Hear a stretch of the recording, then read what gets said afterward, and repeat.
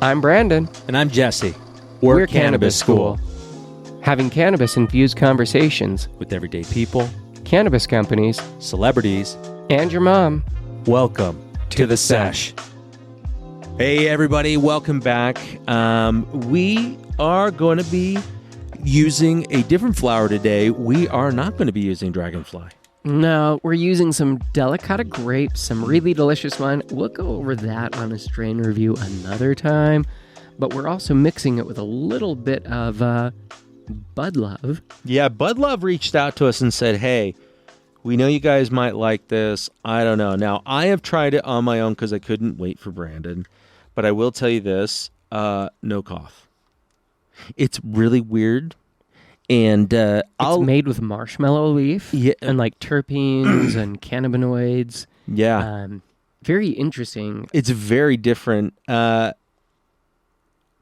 just curious on it. I mean, I'm curious on what you're going to feel. Yeah, and we looked it up. It's supposed to help with like cough suppressant. It's supposed to help with and it's an exorbitant too. Anti-inflammatory, all of these other things. So, and that's the marshmallow leaf. Yeah, so it's crazy. We'll have to see. Jesse has tried it out. So we're trying their Granddaddy Purple flavor. I would say that I've only put a little bit in the bowl. How much did you put in there? About half of this. So that should be good. I would say that it's a good try. Yeah, so not too much. I didn't want to overwhelm the experience of cannabis, but I did want to kind of play it out, see how it feels. Well, you know what? Just to give this Bud Love a try on our the first starting of our session, I really want you to hit it and feel it. Delicata grapes, it's a great strain, but one of the things is just I want to see what your expression's like when you inhale that. You'll feel it right away. Also, this is the first time we've used George Jetson all month, I feel like. So. And crazy, dude. You did a pretty decent hit. Do you feel like coughing? No. But I'll be honest, I have not actually smoked flame to flower anything at all for this entire month. Which usually that first hit, you're going to be, like that was very smooth. George Jetson is a fantastic piece to do it from. Very interesting. My throat feels cool on the inside, which I don't normally feel after smoking. That's a very interesting sensation on the... Wow, I coughed. A lot of a difference in experience yet? Weird. Brandon doesn't cough and I cough. What the fuck is all over me? Oh, it's... But when was the last time that you did put flame a little to bit flower? more. Yesterday.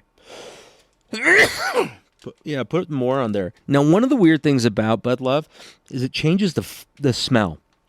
You smell it? It's very different. It is very different. It's a I wouldn't say pleasant. The Granddaddy Perp, I've tried the Icy J, which is more of their sativa one. That one's nice. That one's really nice. The smell, the flavor, everything about it. We'll try it in this sesh.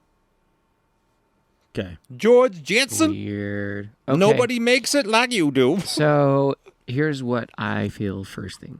To me, that feels like I have had, when we were, we'd smoke a lot of different strains, try that, and then you take CBD flower, and it pulls it down below your brain. That's what it feels like. I feel everything from about here down right now.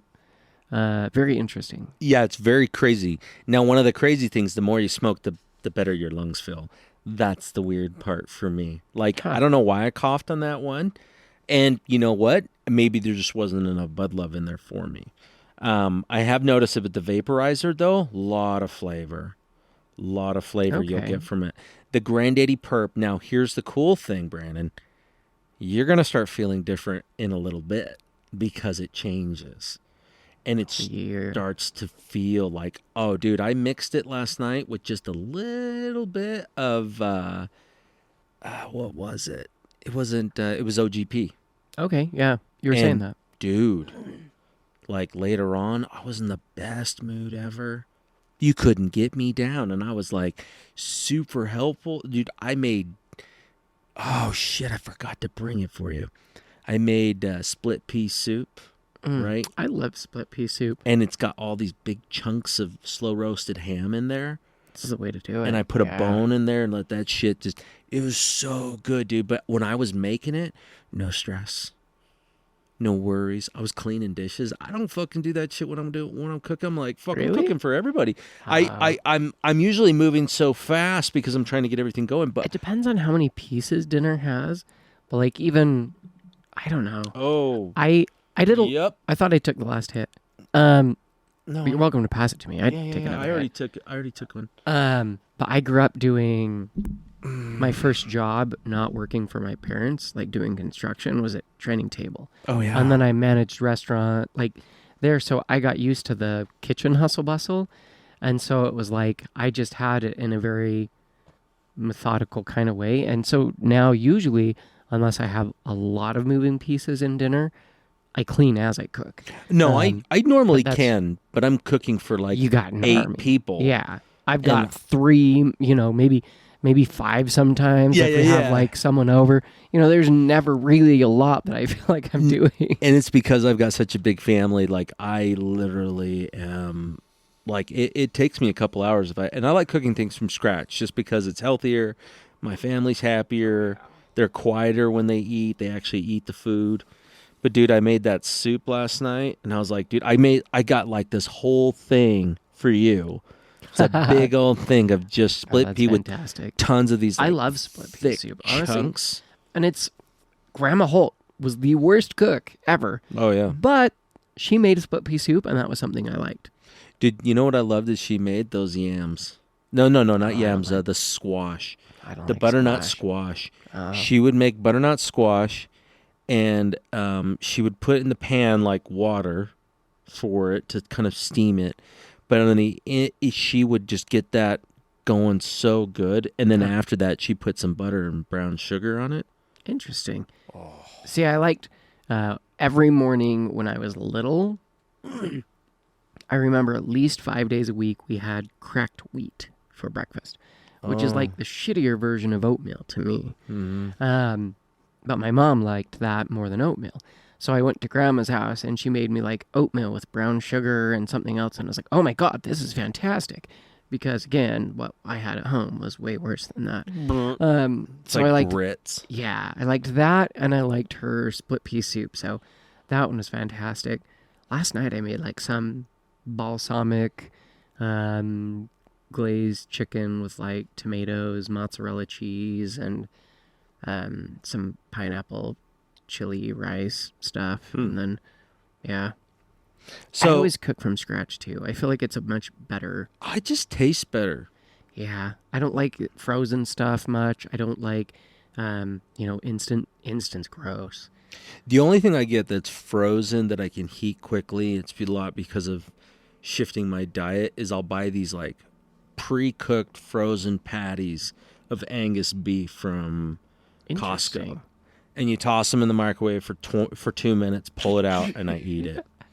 I'm just like, cool. That- And it doesn't taste like McDonald's. It just tastes like like you can cook this hamburger and eat it, and you'd be Yeah. like, damn, this tastes like a really nice burger. But I just need the That's protein. Hilarious. When I don't want the carbs. you remember Barber Brothers Mitsubishi Yeah. over here?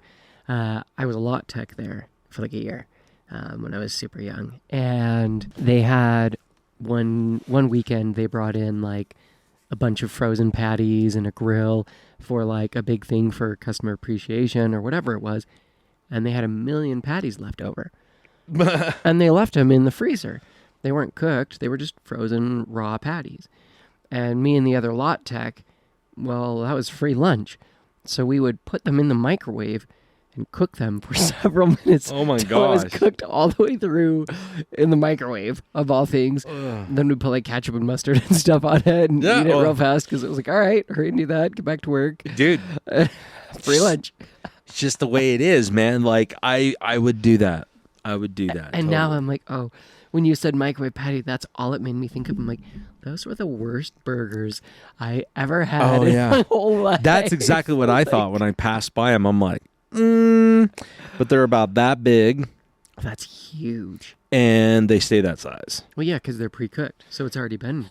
So it's already shrunk down. The Yeah. fat's already left it, and so, Jeez. but you nuke it, and I just don't. I'm trying so hard to avoid carbs, just because it's in everything.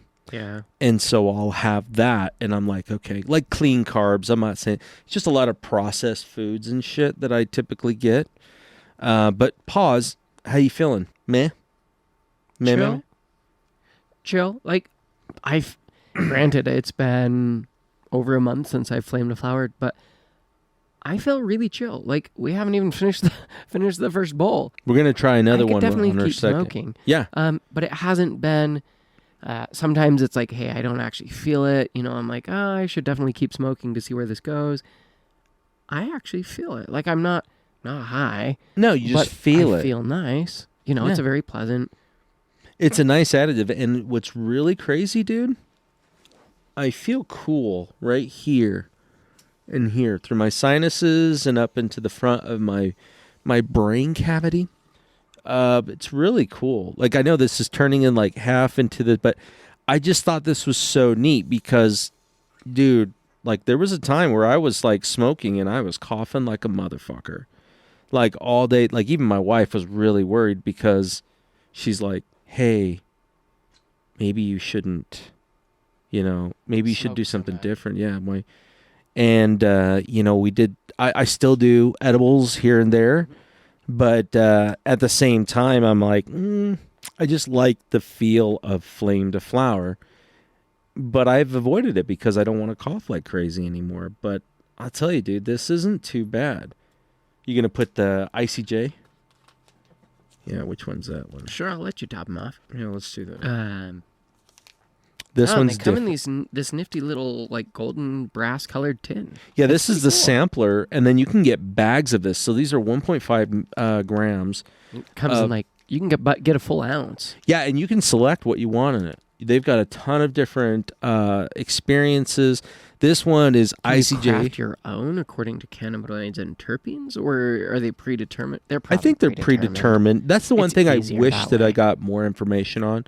When it puts natural terpenes, what terpenes are you putting in it? Does it give you QR code or anything more? Yeah, there's a QR code.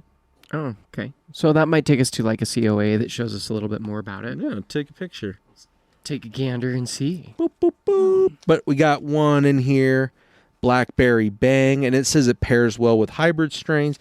So some of the things with this one is no cough, but it's also what they say is that you'll actually want to put this in all of your bud so you can extend the life of what you have. So it's half and half, but it's still, the prices aren't horrible. You said it was like $65 for the full ounce. For like 28 ounces. 28 grams. Yeah. 20, yeah. So a full ounce of. A full ounce is that. going to run you like $60. So you were like, that's like a dirty. I was like, that's like a dirty cheap ounce out in Denver, $65 for, but then it's really shitty flour. So this, I guess, is supposed to be great for coughing. So one of the big things they say is you don't like coughing, neither do we, use this. But I guess, yeah, this can help alter your experience, either make it so your high goes higher or make it so you're a little more chill. But the stuff smells like fucking cat piss, dude. Oh, wow. So smell that one. Don't dip your face in there too is much. this the cinnamon one? No, this is the ICJ. So that reminds me of shisha. Some of the things that you put in a hookah, like flavored tobacco. That's what that smells like. But they say it has no nicotine. No. So. All right, give it a whirl, dude. I'm still looking for their COA on here, or if it says, but it doesn't. Yeah, I have to see. The thing that if you got terpenes in there, I'd love to be able to see what it is. Do you publish a COA? Yes, you can view a full COA of each Bud Love packet by entering the batch number here. Interesting. So, we have to check the batch. But at least supposedly you can test and see the COA for that. I like that. Yeah, your face, dude. I knew it. Oh, fuck yeah, dude. It's weird as shit. That feels exactly like smoking shisha. That is so weird. Not as in like the nicotine thing, but the cooling menthol, that was really weird. Yeah, it's fucking strange, dude. Yeah. All right, let's sit up. I mean, so it's the same strain, but different Bud Love now mixed in. Yeah, and this one's supposed to give you a little bit more energy, I think. Yeah, I feel it shifting. Yeah, it's crazy. Uplift your vibe. I feel it like shifting more into my head, going up more. It's really unique. And it's fast too. I'm not like lie. the Granddaddy Perp. It's like slow. I'm not sure if I like that flavor as much. Mm-mm. It doesn't taste like cannabis anymore to me. It tastes like a menthol cigarette, dude. Tastes like I've not smoked a cigarette. I call it exorbitant because every time I've been using this, that's the one thing I do like about it is that it's been clearing up my lungs too, man. Like I'm spitting out shit and I'm like, like I prefer it. It's very strange though, man. This is very caffeinated. And that's the great. We're still smoking the same strain. We're just... Yeah, it's suddenly straight to my face. Like this is all shifted from... Yeah, and now you're like really awake and you're more focused. That is so interesting. Crazy, huh? This is... I don't know. The parts I don't like about this, the smell is off-putting.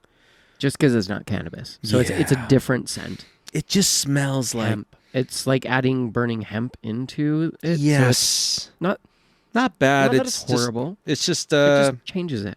You know? And I'm one that enjoys the flavor of cannabis. I do too. I the like... smells, the flavor profiles. Each one is so unique and fantastic in its own way. But like... Dude, this little box would be great for like a get-together. You could change the whole thing throughout it, send people off at the end on like even if you had some shitty strain, you just throw those out and you go in, hey, dude, you guys want a different experience? Like the only one that is here that cinnamon roll, I didn't like it. It just says a flavorful twist. It just doesn't feel like I should be because cinnamon is so abrasive to the lungs. But I'm sure that either they're using like an oil... Smoking cinnamon too. Smell it. That would be so weird though. I'm just imagining flame to flower on cinnamon. Like any type of cinnamon sounds really harsh to smell. So did you feel that shift again? I felt that on my face, Dad. Oh my God, it smells like a tea. Like this legit just smells like a tea. Oh, dude, check this one out. We got to try this one next. I just want to drink. I legit just want to turn this into a thing and drink it. Smell that one. It smells fantastic. This one smells good. These just smell like almost different types of teas on some of them. Not the minty one. The minty is very mentholy. Yeah. In that smell, but like it. I'll do Cherry Crush. Quite nice. Like the smells are pleasant. And I don't mind it. Packaging. I like it though. Do you feel any kind of heaviness in your chest at all? I feel something. It's kind of weird. It's warm.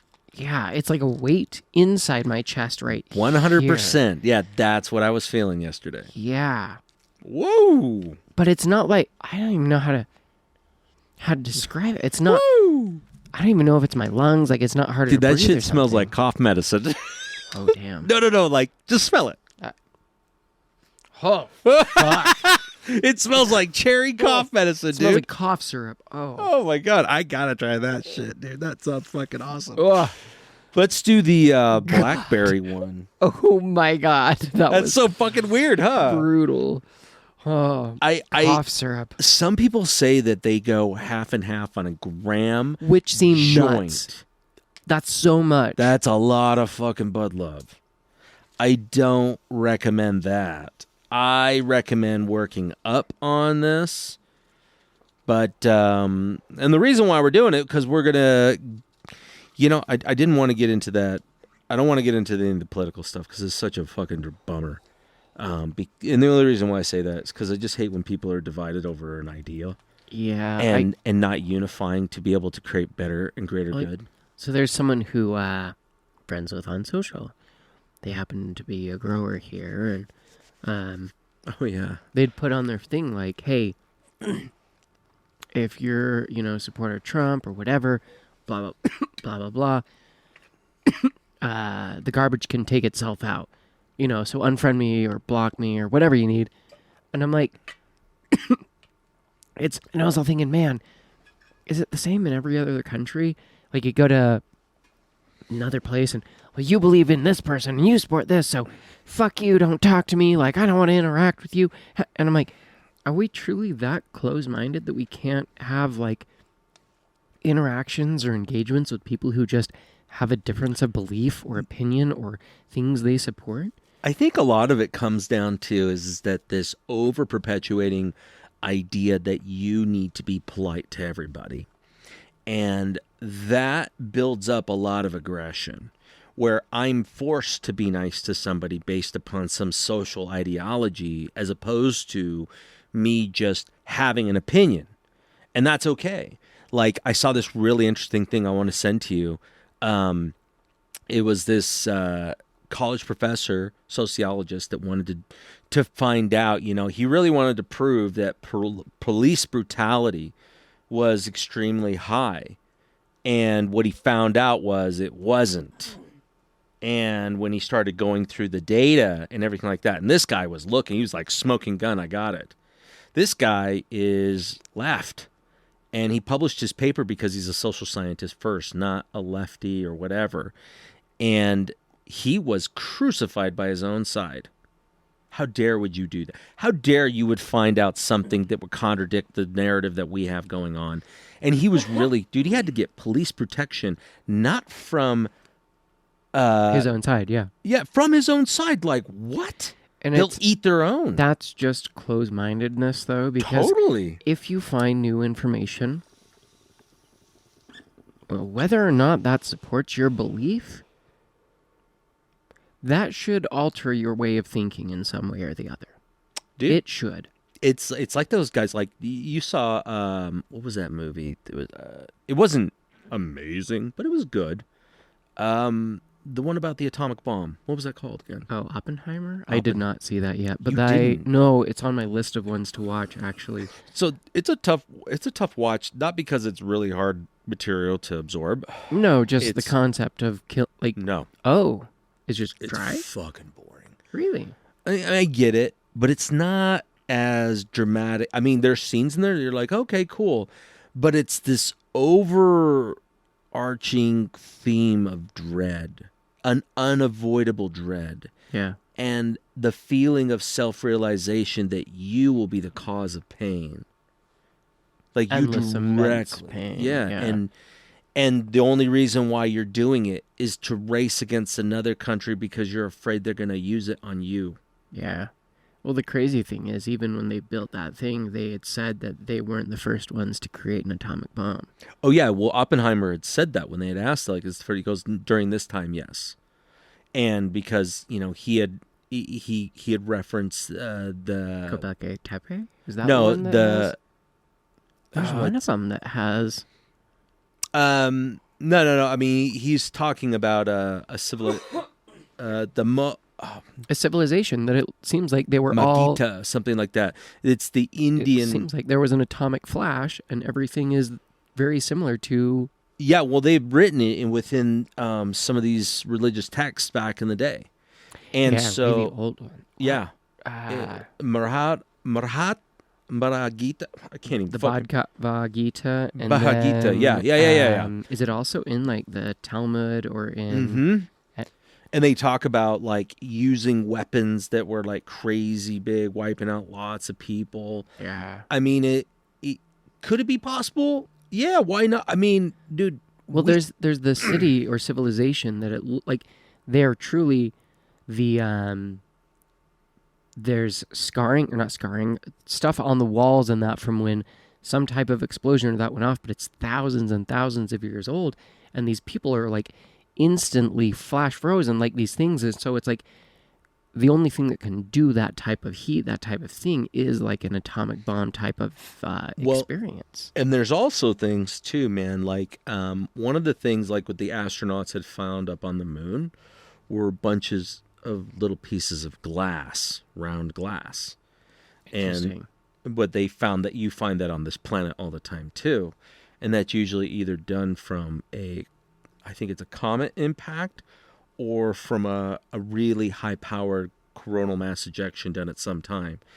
and so it burns. A CME could create glass balls on Earth. Oh yeah, because I could see like the comet makes sense. Like I can understand that one. That blows my mind that it would be that hot, because you would think it would fry buildings, like it would do all sorts of stuff to the Earth currently. So have we just not had that in ages, or it only happens way out in the middle of nowhere because it's so sporadic? What it is, it's nuclear glass.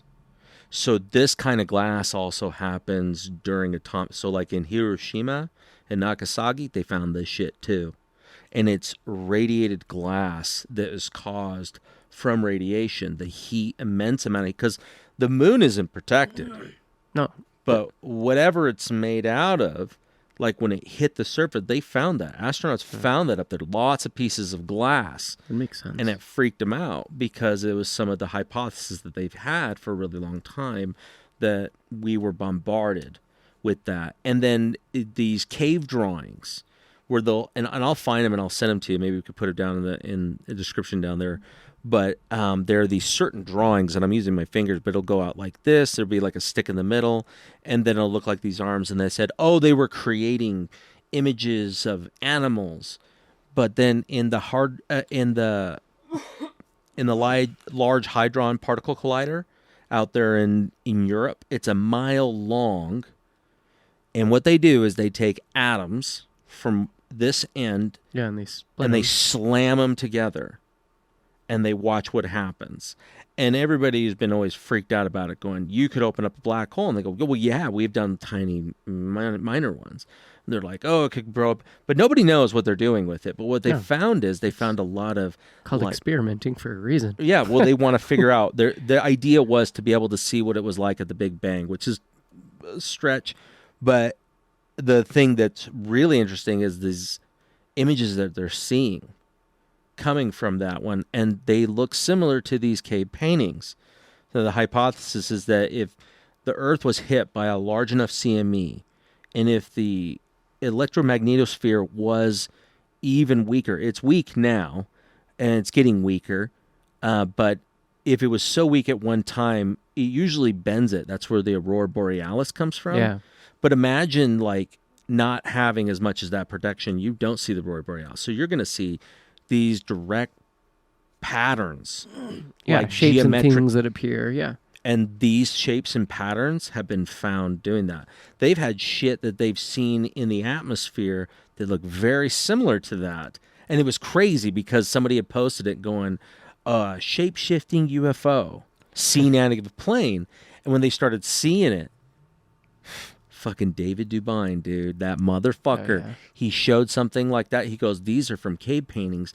These are actually when these particles are hitting the atmosphere and turning into this. And I'm like, yeah, but you're not a scientist.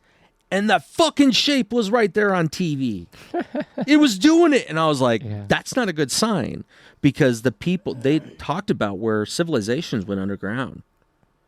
Like all throughout Turkey, you talk about Tennessee and the Appalachian Mountains are huge for cave systems. Yeah, people. They talk about skinwalkers and stuff all through the Anasazi, like because Emily's dad grew up in Tennessee, and so the Appalachian Mountains and that are like right there. Dude, has he told you guys any crazy stories? Emily, maybe. I don't know. We don't talk too much. She talks to him once in a while, but surprisingly, the relationship seems to have gotten a lot better since I've met her. It'd be interesting to hear. I've not really wanted the mountains out in Tennessee. Yeah, dude, there's so many crazy things, like, when you think about it. There was the Pueblo Indians. I think it's the Pueblo Indians. You hear about those guys? You hear about their, like, dwellings that are, like, built into the cliff face? Yeah, like, they're all on Lake Powell. I've been there. Yeah, but they were abandoned. Mm-hmm. Yeah. And they have no idea why. But you can still go back.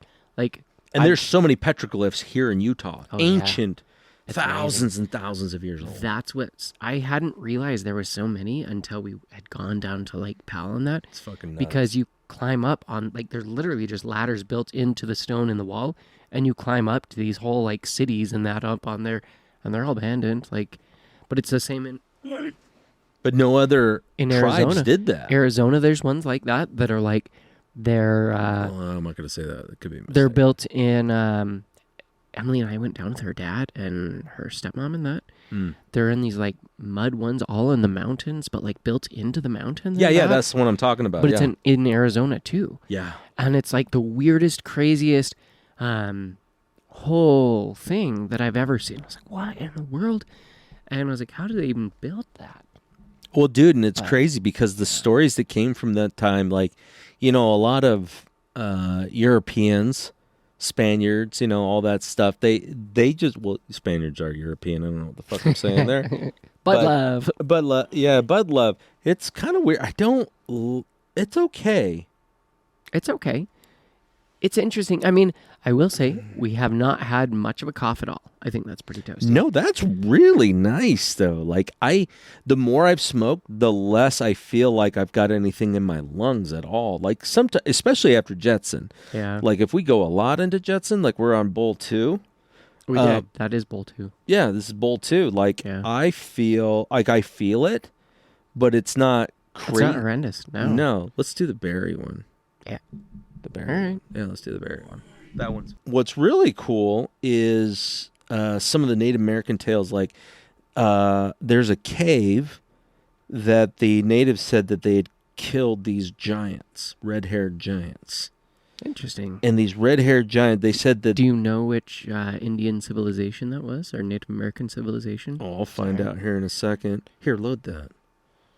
I'll find that. Because it was really crazy because the Native Americans had talked about a lot of random shit that happened here. All right. There you go. You can top it off with some berry cheer, or not the cough medicine. The berry one, the cough medicine one sounds rough. Yeah. Okay. I'm not gonna do that. I feel really decently elevated. I know. In a very good way. In a very interesting way? Yeah, it feels like clear but high. Isn't that weird? Yeah. Like the ICJ, like it lifts you up. Like the other one. I'm trying to decide if it feels 100% like a cannabis high, or if it feels like a Delta 9 or a hemp derived kind of high. Does it? No, I'm not sure. That's what I'm trying to think on. Is like, because it feels different. Doesn't feel. No, it's not hemp. Like it doesn't feel Delta 9-y because those usually feel dirtier. This just feels different. It's not bad. I do like not having much cough though. You ever ask a question of chat and it's like having a tough time trying to answer it? Just because I think the internet or chat or whatever is struggling at the moment, not because I think it's a hard question for it to answer. Okay. But there are ones that'll give me an answer and I'm like, yeah, that's not like. Just gonna dude. So they've been. So when I asked it about aliens. Oh yeah, how did that go? So I was like, hey, hasn't like the CIA came out and talked about aliens, and it was like, no. The CIA came out and they declassified that they have a secret top base that does experimental flying ships. That's it. There's no declassification of aliens. There's no mention of aliens. There's a lot of like, stories or that of people, but it was like, it's all just ships. And that's the only thing that I was like, wait a second. I thought there was like actually things or mentions of from that. And so I asked it and I was like, well, isn't there, and every response was that. And I was like, well, I don't know. Maybe I need to go do some research on my own. So that was the only thing that I asked that just kind of surprised me. But past that, everything else I feel like has been either just the internet or it's given me at least a response. That. Yeah, it's hard to, because the whole thing with the fucking drones over like all the East Coast and shit. Like, part of me really wanted to believe that. And dude, you got nobody here that wants to believe in aliens and all that shit. Like, I really want to believe it. I want to see it for myself. But the thing for me, it's like, I would believe more that a government would have some crazy technology and not release it to the general public because they want to weaponize it. Yeah. And the only reason why they want to weaponize it is because they have had nothing but success in growing an economy bigger than any ever before based off of war. Rome did it dude, whenever Rome was not at war, they weren't prosperous. So it's kind of fucked up. Like, it's almost this perpetual thing. Like, hey, you want really nice shit? Well, you got to kill a lot of fucking people. But it goes through these cycles. It just goes through the same fucking What cycle. happens in war that is so profitable? So from my understanding is that when war is there, you have to create arms. So weapons are what is valuable. And so how what did the U.S. runs the get world? so wealthy during World War II? Because they made better weapons, made better tanks, made better cars, they did everything better. At that time, America was so proud of creating anything that they did it really well. And the inventors who were unfettered access to create whatever you want, most were like, I mean, even like the semi-automatic pistol was just created because they were just like, it takes too long to load. Can anybody figure this out? Yeah. And they still do it today. Like, it's just a perpetuating thing because it's not for hunting. I wouldn't say that one. Like, primarily it's for protection. And it could have been protection against an animal, and then it's protection against others who want what you have and can't get it. But now, but it's we're weird just now. so into guns and weapons that's why it's so profitable? Or we always have a need to kill people that's why it's like, that's what I'm curious. What is it around war? Yeah, we make all these things, but why is it that is what profit is? Because couldn't there be other things that we make that are the same profit? We just haven't ever spent that focus. No, I think I'm very curious. It's just human nature, my belief. Because take like history repeats itself, and humans are. It's not necessarily history repeats itself. You find somebody who's opportunistic, but maybe a little fucked up, and they push it too far. You'll have because really as a whole, even though religions have changed and things have changed, I still think probably for the most part, humans today and humans a few thousand years ago are probably pretty similar. Oh yeah, in a lot of like the underlying core things that. And so maybe that is why. Maybe that's just why war has been just. Is that the berry one? It's like you're fucking smoking potpourri. Ew, that sounds disgusting. Weird. I just want to know what it feels like, but no cough. I wouldn't go crazy on these flavors. Oh, I won't even answer that. Probably because I asked too broad. But there we go. The Paiutes. Oh, yeah, I've heard of Paiutes. Sitka were cannibalistic and lived in the Humboldt Sink area of Nevada. The Paiutes eventually defeated the Sitka and trapped the last remaining giants in Lovelock Cave. That's what it was, Lovelock Cave. And they were burned alive. So they had put around Nevada? Yeah. There's a cave because they've got like a large handprint inside this cave. Huh. Like just put onto there, but the story went that these cannibalistic tribes of giants that were in North America, the Native Americans were constantly in war with them because they would take people. This is the story. Yeah. And then they were telling, it was early 1900s when these, or it could have been in the late 1800s, towards the end of what the West was. Oh, Wild West. Well, the Wild West, dude, like it's super funny. Like we think a really short time. Yeah, it's 30 years. Is that what you're referring to as the end of the Wild West? Yeah, it was the end of that one, going into the Industrial Age, and they had talked to these Paiute Indians, and they were like, "Yeah, what's going on here?" I should just call them Paiutes, not Indians. They're just the Paiutes. Yeah. And the Paiutes were, they told them this story about how they'd had enough. And they started fighting back at him, and then they had trapped him in this cave, and they put all this like shrubs and everything like that over there, and they lit it on fire and kept the fire going, and they killed him by smoking him out completely, like they just suffocated him. And there's a handprint inside the cave, and it's nuts, dude, because it's like we have no idea of how many different types. Like they found recently another humanoid, just another one that's even older than that one, but looks closer to us. Oh yeah. Well, So it's not it's even like the footprints they found, other things that it like was next to dinosaurs and shit. and it was supposed to be 3 million or so years old. And it was Mhm. like, okay, so there's things that match our type of humans that existed. That's smoking a lot. Yeah, that's weird. Because it must be the bud love because the other strains are stank. What was I just talking about? Wow. Potpourri. The stinky. Potpourri. Potpourri. So now that we've tried 3, 3. what are your thoughts on bud love? ICJ is cool. I don't mind that one. The Granddaddy Perp is decent. Would I put this in my flower all the time? No. I think I would have this every so often if I got a bit of cough. I would suggest this to even smokers of tobacco. You're trying to cut that back. might ease it. Might ease your cough some. Yeah. I would roll this if you do hand rolls. I used to hand roll. We used to get this Prince Albert. Ow.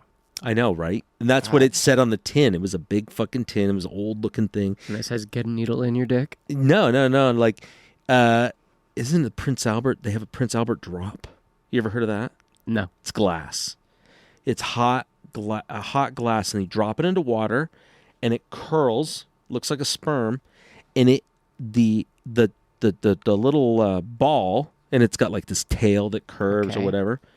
It is so hard that they have tried pneumatic pressing 20, 40,000 pounds of pressure. It'll break the press. It won't hurt that. But if you take some snips to one of these ends and you snip it, the whole thing turns into powder.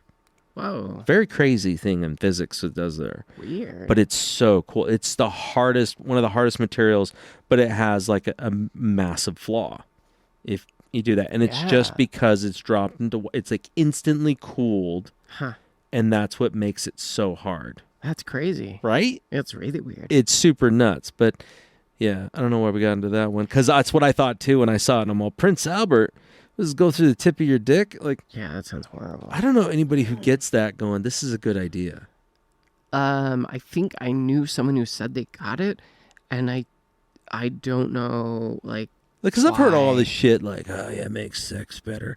How does having something on the tip of your dick that's going to be rubbing and pulling?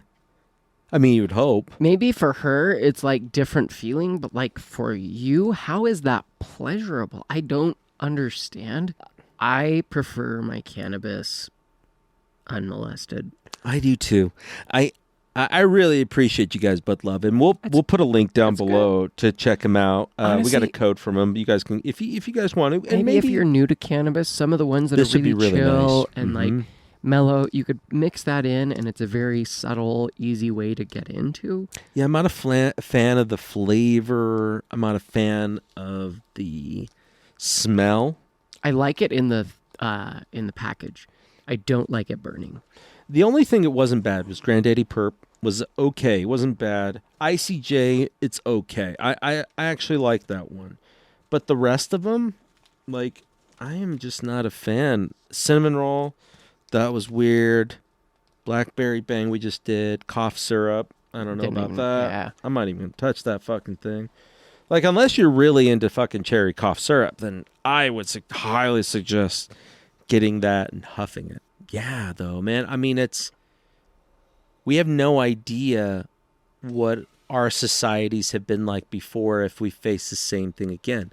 Because my buddy, you take like Genghis Khan and you're like, that was an evil motherfucker. Yeah, that guy laid waste. Oh, yeah. There's recordings of how they would come in there and they would kill so many people that they would make pyramids Just the dead out bodies. of skulls. Oh, wow. Yeah. High pyramids, 20, 30 feet into the air, building these pyramids of skulls just to show them like we fucking rule. But at the same time, commerce and trade, he built the Silk Road, which was used from Europe to China for a really long time. And that was a long time after his death. He lived until he was around like 65 or something like that and died. But what... Probably of AIDS, because when you have sex with that many people, you're probably going to get AIDS. Well, I mean, yeah, that's the common thing that they would say. But you know what's funny is that like the Mongol people didn't see him as that. There was a guy who went to Mongolia to learn about Genghis Khan, and it became his life study. And now he lives in Mongolia and studies the people. Yeah. Because he's just like, how does a tribe of nomadic people who are amazing archers from horseback and are great warriors on the ground completely conquer all the way into Europe, down into Italy and parts of Africa, all of Asia? Like, crazy. Crazy. You got to think, man, like if you've ever seen a lot of Russian people, especially in the far north, they look more Asian than they look. Huh. I only have known a handful of Russian people. So. Yeah, they got distinct brow and they got distinct eyes. You can tell from the region of where they're at. But that's because I'm weird like that. I like that kind of stuff. But it's crazy because, dude, he changed complete cultures. Oh, yeah. Like, have you seen what's been going on in England? It's horrible. I don't know. What do you mean? What's going on? Arab men, groups of Arab men for the last 10-ish years, been raping kids in mass droves, gang rapes, stuff like that. What the fuck? Yeah. And that hasn't been a secret. And you know what the government has done over there? I don't want to look like I'm a racist. And you know what's really fucking crazy? Child molesters. Fucking child molesters. Kill them. But they don't. They don't. Because why? They let them in. Yeah, I know. No, not that. It was the kill them. And then I'm like, I really struggle with that because at the same time, I feel like prison might be a better option because for me, I don't believe in an afterlife of like punishment and stuff. So if there is no hell, sometimes I think that prison experience might be best for them, at least for a handful of years, to give them the same torture and experience that they've given to the children. And I'm in between. I mean, there are crimes that shouldn't. I mean, if it's an act of passion, something like that, like you kill somebody in the heat of passion. I've seen, and I'm like, there's understandable things, and I'm like, I can make sense of that. Yeah. Molesting and raping a child, I can't, in my mind, think in any way that is okay on any level. They've had so many medical-induced abortions, kids that are completely scarred. They said millions of young girls in England are being raped by Pakistani men and Arab men. And it's because they don't want to be seen as racist or anything like that. But because this was there, the really messed up thing is that these guys were so open and brazen about this years ago. They were interviewing a guy on the street, and they're saying like, we're going to take over this area, and they're like, how are you going to do that? You're gonna cause war over here? Like that would be really difficult. And he goes, no. What do you think we're going to do? We're going to change your culture from the inside. We're going to marry and have sex with all of your women and have kids. And we will completely change your culture. Because race. The kids will be different and they'll be raised different because it's in a different household that also incorporates that. Like, yeah, it's... But this is something that has been done throughout the eons of history. The Moors conquered Sicily. That's why you see Italians in the north that have blonde hair and blue eyes, and you're like, whoa, you guys from Denmark or Sweden? Uh-huh. And then you go into south and they're black hair, curly black hair. Really olive skin. Yeah. It's because they did so much fucking that they changed the bloodline forever. And so it's the same thing with Mexicans. Mexicans are the same. They're a mix of Spaniard, all the British just have to marry their cousins in the royal line so that they keep them nice and clean. Which it just goes to show that it's okay, man. I mean, these mixing of genetic lines is continuing to keep the human race. That's why we're all mud. Yeah, we all are. Everyone's just a thing of mud, and it's like, oh, I'm this race, and no. If you look back at your genetic line, we're all fucking mud. Yeah, we're just a bucket of mud, and it's how many people got like 12% African American, and I don't even like that statement, African American, because I mean I've got a brother-in-law who's African American. He's legit from Nigeria. Yeah. So, or is that Nigerian American? No, he's African. Why? I mean, from the continent of Africa. Oh, okay, yeah. So they just consider them Africans. Interesting. But they call each other in their own states and countries. Like I'm Nigerian, Yeah. I'm Somali. But it's just funny because it's exactly what you said there, dude. That's why maybe it's just the pot, but I'm very colorblind. Like I don't care. Because I don't care. We're all literally the same shit. That's it. Well, dude, it's like when I was in the Navy, man. I mean, I'd never seen so many black people before. Oh, yeah. And because we grew up in Utah. Yeah, at the time, which was predominantly white. Like very little out there. Very little. Like, dude, during the 1950s, there was a boxer that came through here. Mm-hmm. No, 1960s. And he fought against the guy here in the States, Gene LaBelle, who was a judo champion. And he fought against this boxer, and they put like fucking silver dollars in his fucking gloves to fucking hurt him. And he ended up beating the guy. But it was like crazy because he was black and brought into here. Dude, so many people were like, what the fuck? Get him out of here. It's just really weird because we create these divisions based off us of and them. Well, I mean, they still do it today. Of these weird lines that don't really exist that we just create in our head half the time. Right. The military will give people shit that are involved in gangs, which is a group, which is more like a militia. A militia that may do nefarious activities, but in a militia nonetheless. And they're going, oh, well, they wear colors. Well, so does the military. So do the police. So does everyone. It's just a uniform. We're a group. The missionaries go out wearing the same kind of attire and name tags. Yep. It's the same fucking thing. Yeah. No, dude. And it's the thing is that people just get so caught up in looking for differences instead of looking for just similarities. Yeah, similarities or understanding. That's why I'm really into behaviors, because behaviors are to the bone. A personality, dude, how many people did you find out later on that were complete pieces of shit? Like that fucker Tim Ballard. Oh yeah.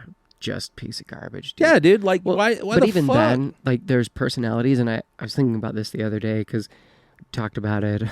Alec dated a girl, and when he was engaged to her, and I could not stand. Granted, I was like 20, but I would blatantly ignore her if she would talk to me, because she would pretend to be someone else, change who she was depending on who was in the room at the moment. Mm-hmm. And I couldn't stand her. She drove me fucking nuts. And I couldn't talk to her. Yeah, low self-esteem. I'm like, I cannot do this. I don't know how he does it, but I don't like her. I did not like her at all. Yeah, that's weird too, because you can be blind. I had a girlfriend like that. Nobody liked her. Nobody liked her. And they weren't nice about it either. They were like, fuck, dude, what are you doing? And I'm like, that's not cool, man. And that should be a warning to you. That should be a fucking red light when everybody's coming to you going, dude, what the fuck? Like, she's a twat. Yeah. Yeah. You got to find yourself something better. There's a plastic bag. Yeah. Just put it around your neck. All right. Let's do this like that boy from NXS. Right. But I mean, it's, I don't know. I that's why I like humor. That's why I like deprecating humor, self and picking on other people, like, because the reason why we take ourselves so fucking seriously, that nowadays people are willing to destroy relationships, friendships, families, marriages, due to, I can't believe you like granola instead of, Apple Jacks. How fucking dare you? Like, literally, it's the most mundane shit. Pointless differences. Because it doesn't affect who you are.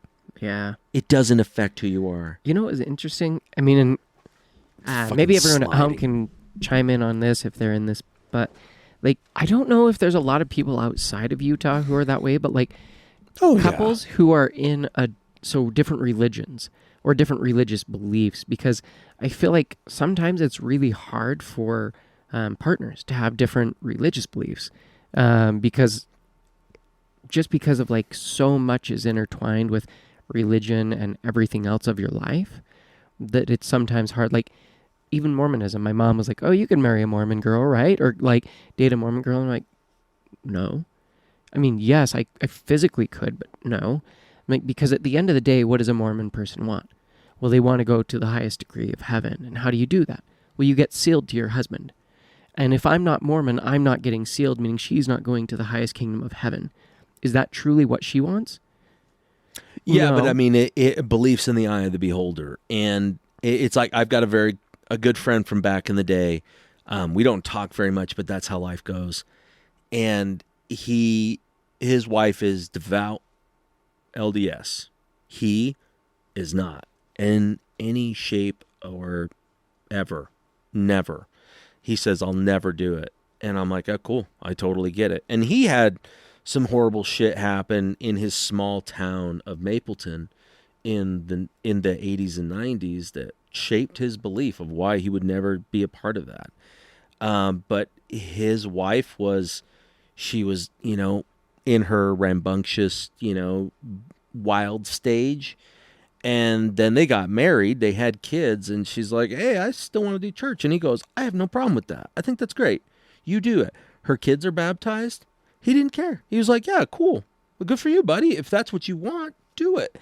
And that's the way that I look at a lot of things. It's like, if you want to do that, great. As long as it's not hurting you mentally, emotionally, or physically. And that goes the same with, that's why people leave. I just don't see a lot of couples that stay that way because it is such...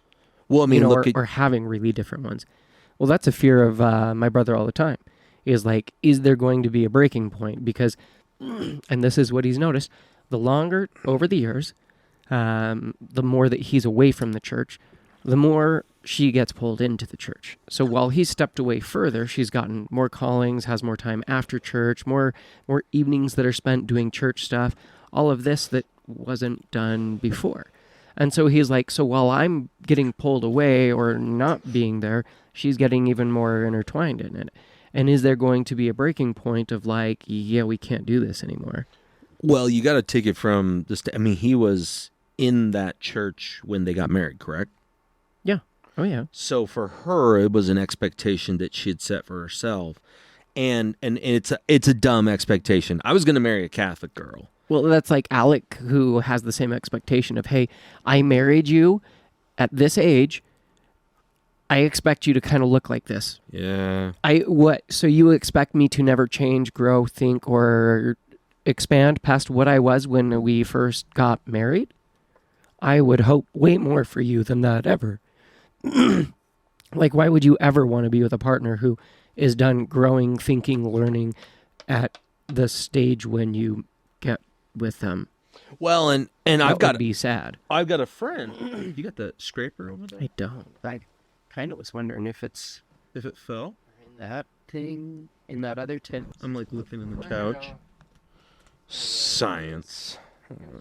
Fucking Jesse.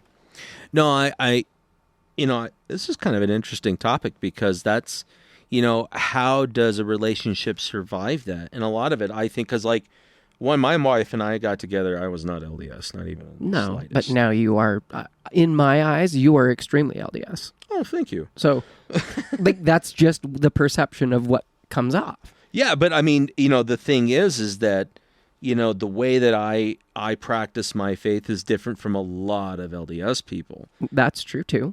And the thing is that it's just my faith, and that's what's great. You're about allowed to have your faith. That's why it's yours. Yeah, exactly. And that's no.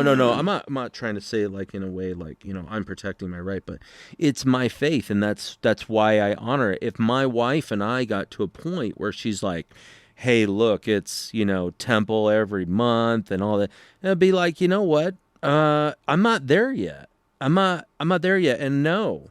Like, I don't want to follow this strict guideline. Like, for her, it used to be a calling was a laborious task. And I told her, and I said, look, if you want to serve other people, especially within our ward and callings and all that other shit, then what you need to do is, if you're not finding joy in it, ask to be released. Yeah. Because it's supposed to be a labor of love. And so when somebody gets they feel so... It's a group thing because I know obligation breeds resentment. And if you feel obligated 100%. To do it, you're going to feel resentment. Dude, it took my wife a while, like even with my kids, dude. My oldest and my other twin, they are not involved in the church at all. And I am fine with that. I have never said, my wife's like, hey, you guys thinking about coming this week? And I never ask them. And when Max came up to me, he's like, why do you believe? And then we had our discussion, and I shared my experiences. And I said, but that's for me. I said, I don't want my beliefs, my vision, my future for you to be yours. I want you to discover what you want, but I want to be there to support you. Because it's based on feelings. And if his feelings are based on your feelings, then it's not his belief, it's your belief. Well, and that's why hope, the way faith and hope are really good. You know, faith, hope, and charity, those actually go really well together in a moral sense, because, you know... Well, you have to have hope if you have faith, because faith is just believing in something. So you can't have faith if you don't hope for something. And we all have that in one way or another for certain things. And I think it's important as humans to be able to have that, because if... Well, yeah, because even if it's not faith in myself, deity, you still have faith in another person. That something, like, there's faith in... in yourself? Yeah. Or, like... your family. I was about to light nothing. That's funny. That's funny. But yeah, there's always faith in some things. You know, it's things you can't see. I throw an apple in the air. I have faith it's going to fall back down. Well, I know it's actually going to fall back down because I've seen it happen a million times. I guess it's not faith because I don't have to believe it. No, it's the world. I know this is going to happen because I've done it a million times and I've seen it happen a million times. So I guess that's a terrible idea of faith in that one, but we still have faith in people and other things of like, hey, I think this is going to happen, or, like, so that's normal. Even if it's not in some sort of deity, the concept of faith is still very human. And that's the thing too, like you look throughout history and those who force faith are usually using it in the way that they don't want to be perceived, which I view as evil. It's always in control. Well, yeah, it's the same. If it's forced, it's always in control, because that's all force is control. Right, like my father-in-law, there was a story about my my oldest brother from my sister. Hold on a second. I'm going to continue. I got to pee like a fuck. Mm-hmm. Oh, my God. And suddenly it just hit me, and then they're like, you better go now, or the couch is going to be saturated.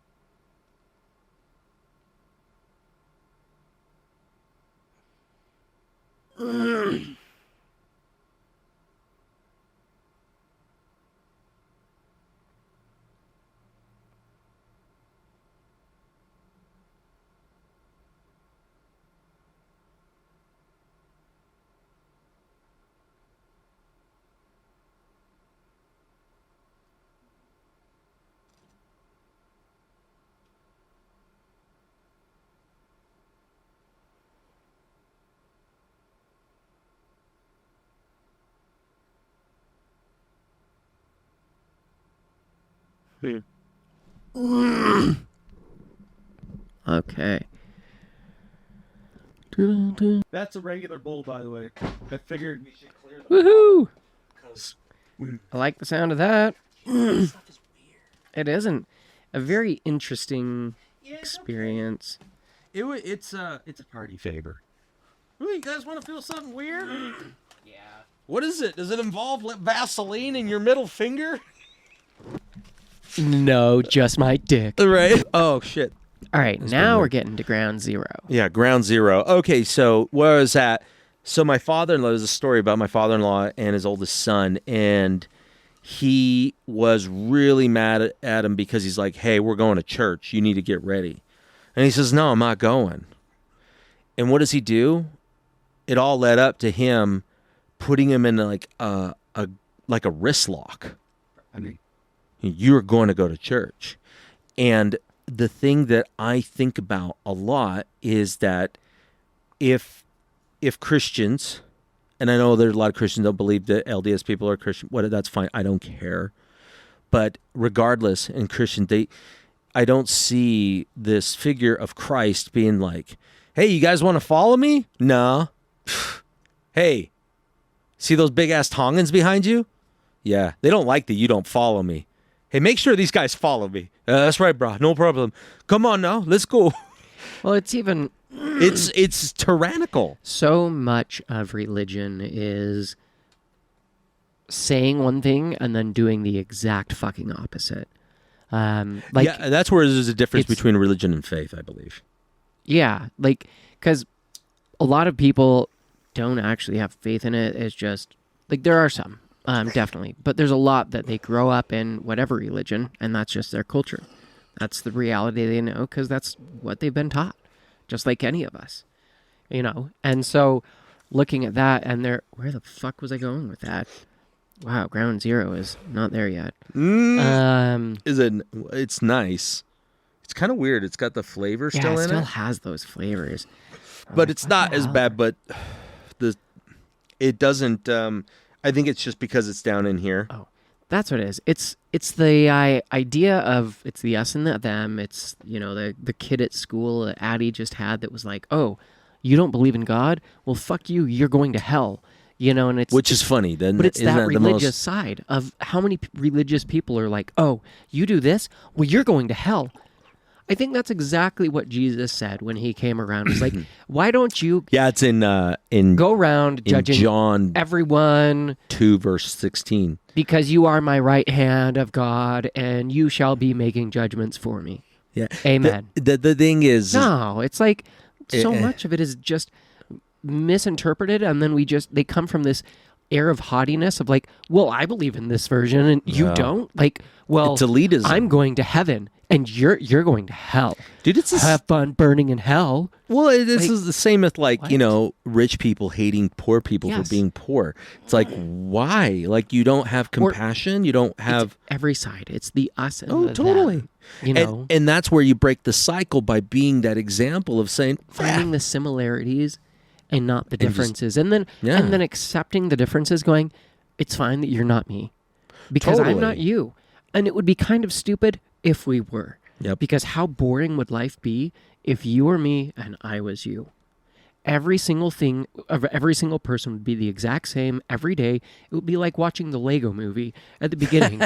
We put on our pants, we go to this coffee shop, we do this. And it's like, that's what life would be like. It would be so redundant and boring and monotonous because everyone would be the same. Yeah. Everything would be the same. You've ever heard the All of our art would look identical. Well, what is it? Which, Like, they're- how boring would that be? Well, the idea is that, and I get it. I get it why, you know, you get somebody. What would be the best way to say this? All right. It would be akin to like a new band that comes out or a new song that comes out. And you're a devout fan of this band. And then they put out something new and you go, nah, not my flavor. And that devout fan goes, what the fuck? You don't like it? No, I don't. Like, I don't have to like it. And they go, yeah, well, that's pretty fucked up. I mean, you know, those guys put so much work into it. It's kind of like the guys that came over from Rationalists. Like, Jordan was like, no, dude, I created that and that's mine. And I'm like, yeah, but once you release it and you give it to others, you allow their interpretation to be there. Well, And it's art. it is art. Everyone will take their own interpretation, you know, always with 100%. that. And that's what I find with art. It's like, it's great that there's always the artist interpretation that you can gather. Right. But I feel like with art, there's so much always left unsaid, even in music, that there's so much interpretation in between for each personal thing because music speaks to people. It touches you in your soul. Like, and so that message is deeply personal and it'll be different for you than me, than Jordan or, you know, whoever. Oh, yeah. And So and it needs to. I like the differences. That's why Kim and I get along so well. Is her idea is just like, no. Everybody's great who they are. They're just different. And when you learn about those differences and you understand who they are and where they're coming from, it's kind of easier to interact with them. well, and honestly, I mean, it's recognizing that there's a lot of negative states and a lot of good states. But Yeah. how many people are often in a good state in their day-to-day? Like, realistically, how many people are self-medicating, taking medications, all this stuff? I mean, God, we use cannabis all the time. Yeah. You know, and you have other meds and stuff. Like, there's these things that we use as people to try and self-regulate and get us back to some sort of sense of normal that we can feel like a human, maybe. Well, 'Cause- I wish I would. You know, it's almost like seeing kids. Like I watch my little Phoenix, and that kid is obsessed with wrestling. Like every Monday, dude, Raw comes on. And you know what's so great about it? It's just so simple. Like it's all fake. Hey, I don't like it that you do the flippy thing and slam people on the ground fakely. Like, argh. And my kid loves it, and he knows all about it. And all I love about it is that, you know what he doesn't think about? He's not caring about his friend who's Indian. He doesn't care about his Polynesian friend. He doesn't care about his white friend or his Mexican friend. No. They're his friends. Yep. Dude, you know his favorite wrestlers are black guys. That's cool. He's like, those are my favorite. His favorite is Roman Reigns, which is a Polynesian guy. And he's just like, yeah. And I was like, oh, he's Polynesian. Over half of Addie's friends last year at school were Hispanic. Yeah. Dude, and it's the cool thing. It's just like when you're a child, you don't see those things. No, because it's not an us and a them. It's just like, hey, I'm lonely. I want a friend. I want to play. You're fun. You're a person. Like, you want to play? Let's play. And then that good feeling stays. Yeah, instead of like, well, but like, what church do you go to? What did you eat for breakfast? Oh, but like you wear those types of shoes. The church thing I haven't music. heard in a really long time, and it would be really sad to hear that. I'm actually really thankful. Addie has some friends that aren't Mormon and some that are. All of them seem to hang out. That, at least in her group, has not been an issue. And I'm really thankful for that. Because that was one of my biggest fears about raising my kids here in Utah. Was because I didn't believe in it, and I was worried that because I grew up here and I know how it was, and I didn't want my kids to be that kid. Well, and you know what? Because of that one, it's a better example. Because I look at it as it's not my place to judge anybody. My faith is mine alone. It's not for somebody else. If you're interested in it, hey, I'll tell you where to go to look at it, but I am not leading you there. Because every time that I felt like someone was trying to lead me there, it felt like they were trying to lure me somewhere where they were like, hey, this is better. And those people creep me the fuck out. You know, they're like those Heaven's Gate people in California that castrated themselves and killed themselves because Halley's Comet was coming by and there was an alien spaceship behind it. And the only way to get up there and to hang out with Jesus in the ship, like... I mean, ludicrous stuff like that. Well, I did it, but then it wasn't really that fun, so I came back. Well, I was like, I mean... Put my nuts back on. Yeah, Staplers are great. He's like Mr. Potato Head. There's just a nub. I was like... Yeah, he just puts it on there. Yeah, every time he really wants to be impressive, he puts on the extra large pair. Right. I got the Magnum. Yeah. The Magnum ball set. Magnum dong. Magnum dong, Magnum balls, right? No... Made the vasectomy super easy. And that's what I love about our conversations is that, I mean, and it still comes through sometimes, like, you know, and I'm very cognizant. I try to be cognizant with almost anybody I talk to about it. It's not that my faith isn't important. My faith is very important to me. But at the same time, I know that it's not everybody else's important thing. And I'm not looking to make sure that everybody has the same importance as that I do. And if that's what you're telling everyone, it's like being that salesman at a networking event who's like, hey, here's what I'm saying. Here's what I'm selling. Well, no one fucking cares what you're selling. Shut up. Yeah. Who are you as a person? Fuck off. I don't want to know what you're selling. You know, and that's... Like, I love, people can have their religious things, but it's like, what company do you work for? I don't give a shit. I don't care what you do. I don't care how you pray, whether you face east, west, or lay down with your butthole facing north. I don't give a shit at the end of the day. Yeah, just be Are you cool. hurting someone? Are you a dick? Like... Well, even then, dude, you know? like, I find my compassion for other people has completely changed where I am even faster to forgive, and even if I feel a judgment coming into my mind of like, that motherfucker, and I just go... I mean hurting someone. No, I know. mean, even when I like... see that, you know, if you're molesting kids, dude, I'm not that compassionate. You know, the only place that it's just like, I mean, again, dude, if dogs bit people in the dick, we would kill them. We would kill them. That's what I told... So there's a kid at school who's constantly an asshole. Constantly. And Addie's like, what do I do? I'm like, oh, you got 3 options. You can do nothing. You can be nice to him. Or you can be a dickbag. Like, you can really kind of, you know, navigate that however you feel like. And I'm like, sometimes being nice works and you don't have to worry about it. And I was like, sometimes ignoring them works. And sometimes you just kind of have to put that stupid piece of shit in the place. Is that weird kid who's talking about, like, I mean... But he's just constantly an asshole. I think a kid's just an asshole. Like, and there could be signs where he's got a really shitty home. Like there was this kid I grew up with named Ira Walker. I've talked about it. He was my bully. And that guy lived a really fucking horrible childhood. Like, he really did. He didn't have great experiences. And he served 25 years in prison. Dang. Because he wanted to be a part of something. And the only thing he saw that gave any kind of, like, attaboys was violence. It was just pure hatred.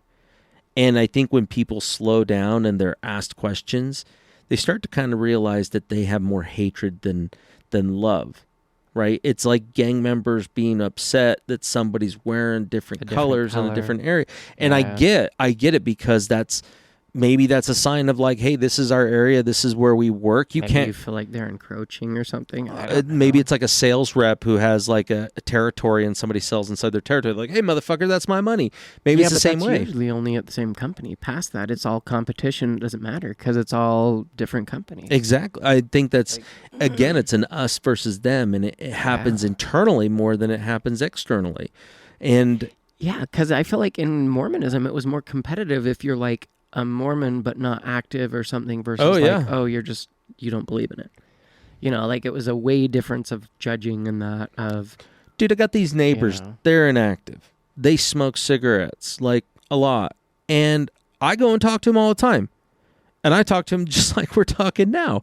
And the guy asked, he goes, hey, are you LDS? And I said, I am. And he goes, oh, he's like, I was like, I mean, you smoke weed and you're cool with us. He's like, I don't understand. And I was like, oh, and I was like, well, don't worry, man. I'm a new breed. I said, I'm just trying to be real. I said, I'm not trying to be perfect. I'm just trying to live.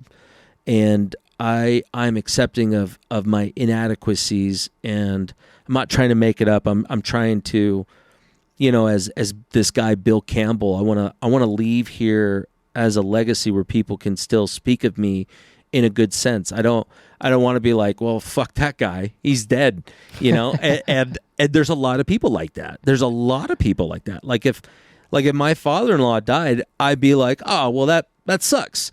Kind of like when I get killed in Ghost Recon, I'd be like, we were almost there. See, I don't. It's not that I don't care. I don't know if I would be like, that sucks when he goes.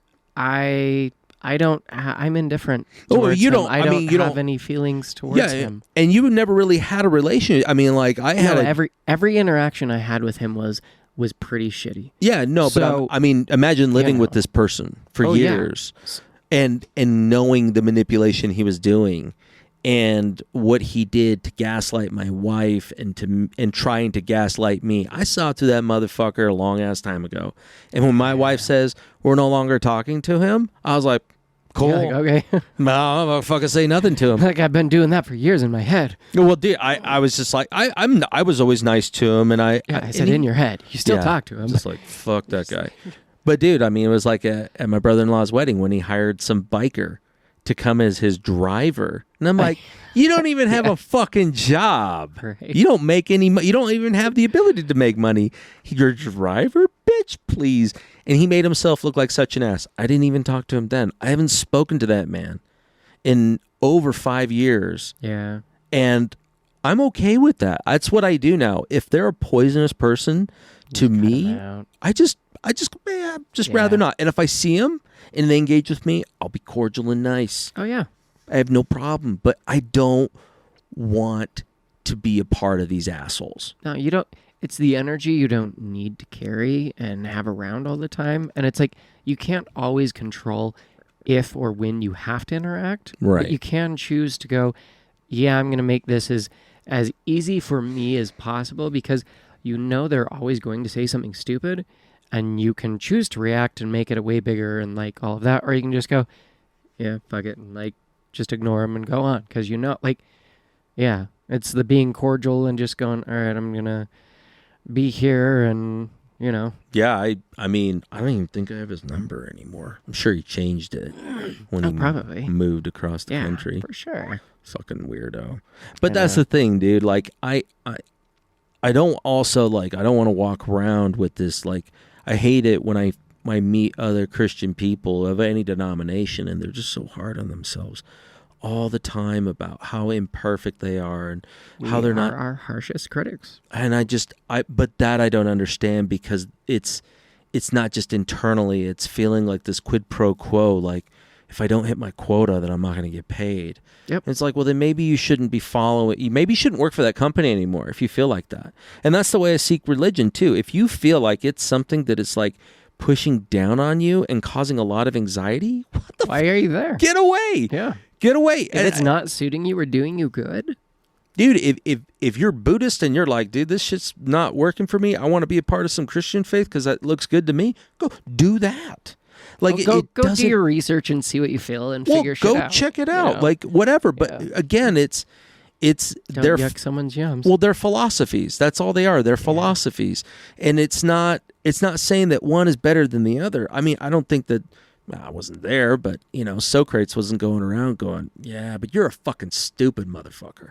And that would be funny. But Neil deGrasse Tyson acts like that all the time. And nobody likes being around that guy. He's kind of a dick. So yeah, there's a certain level of arrogance and just pompousness that, and that's how I feel about ultra religious people. Like, it just, you can't be around them. They're hard. They're hard to exist around because they say shit like, well, you can, but I don't. Fuck you. Yeah. You're like, fuck you. Oh, thank you. I will actually happily. Yeah. I'll do it in my butthole. Yep. Twice. Oh, that bird. Yeah. Hey, don't try that at home, kids. And tune in next week and go check out Cannabis School's site. Yeah, go cannabisschool.us. Check it out. If you're a dispensary, sign up today. It is a fantastic way to be able to get you in front of the right audience. Yeah. Until next time, kids. Catch you next week.